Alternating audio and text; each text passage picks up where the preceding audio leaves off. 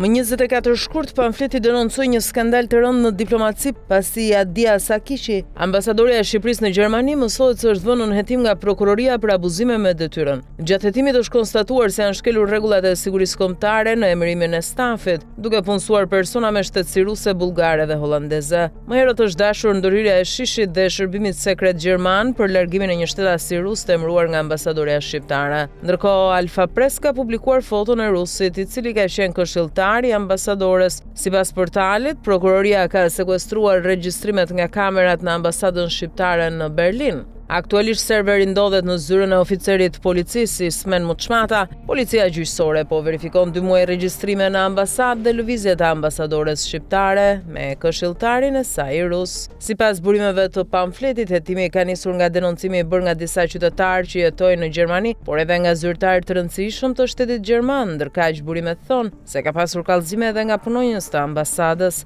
Ambasadoria po hetohet për 3 vepra penale: shpërdorimi i detyrës neni 248, falsifikimi i dokumenteve zyrtare neni 186 dhe përvetësimi i titullit apo i detyrës shtetërore neni 245. Ndërkohë, emërimi i ambasadores Adia Sakiqi erdhi pas shkarkimit të ambasadorit Artur Kuko, i shkarkuar nga një incident me presidentin Bajram Begaj. Emërimi i Adia Sakiqit në ambasadën më të rëndësishme në Europë mësohet se pati si shtys dhe një marrëdhënie të afërt që ajo ka me bashkëshorten e Edi Ramës Lindën. Marrëdhënie që është ngjizur më shumë gjatë kohës që vajza e bashkëshortes kryeministrit studionte në Hollandë dhe Sakiqi ishte ambasadore në Hag.